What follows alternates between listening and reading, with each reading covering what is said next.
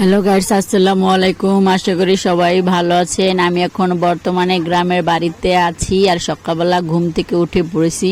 সকাল সকাল সবাই তো দাঁত ব্রাশ করেন, আমিও দাঁত ব্রাশ করতে আসলাম। কিন্তু গ্রামে আসলে আমি অনেক সময় ব্রাশ দিয়ে ব্রাশ করি না। এই যে কালো ছাই, এগুলো দিয়ে ব্রাশ করি। কালো ছাইগুলিকে আপনারা চিনেন, এগুলো কি দিয়ে বানানো হয়েছে? এটা আমাদের গ্রামে নিজেরাই তৈরি করে। এটা টুস কুড়া দিয়ে এগুলো কালো ছাই বানানো হয়। এগুলো দিয়ে ব্রাশ করলে দাঁতগুলো অনেক পরিষ্কার হয়, অনেক সুন্দর দেখা যায়। আর কিন্তু দেখেন, ব্রাশ করলো তারপর দাঁতের একটা হলুদ হলুদ ভাব থাকে, হলুদ দেখা যায়, এতটা ফ্রেশ থাকে না, কিছুটা লালচে হয়। কিন্তু এই লালচা বা হলুদ ভাব দূর করার জন্য এই ছাইটা খুবই উপকার করে থাকে।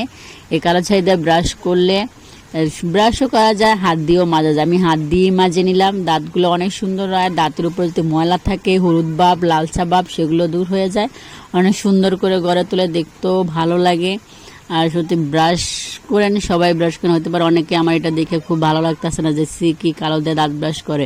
কিন্তু এটা হাসার কিছুই নাই। গ্রামে যদি কখনো বড় হন, গ্রামে যদি থেকে থাকেন, গ্রামের মানুষই এগুলার মর্মতা বুঝে, শহরের মানুষেরা বুঝবে না। আর সত্যি আমি ছোট থেকে দুটোটাই গ্রামের শহরে মিলেই বড় হয়েছি, আর দোনো জায়গায় মিলেমিশেই থাকি। কিন্তু আমার কাছে গ্রামের পরিবেশটা অনেক ভালো লাগে। সব কিছু মিলে গ্রামের সৌন্দর্যটা আমার কাছে অনেক ভালো লাগে শহরের থেকে। তো ভাবতেছি ব্রাশ করে নেই কালো ছাই দিয়ে। কালো ছাই, কি সুন্দর ছাই দিয়ে ব্রাশ করে দাঁতগুলো অনেক সুন্দর পরিষ্কার হয়ে গেছে। আপনারা দেখেন, অনেক সময় বাজারও এরকম অনেক রকমের ছাই বিক্রি করা হয় বোতল ভরে। আপনারা ব্রাশের বা পেস্টের পাশাপাশি যদি ছাই দিয়ে দাঁত মাজেন, দাঁতগুলো ফ্রেশ চকচক মুক্ত করে, কয়লা দিয়ে দাঁত মুক্ত।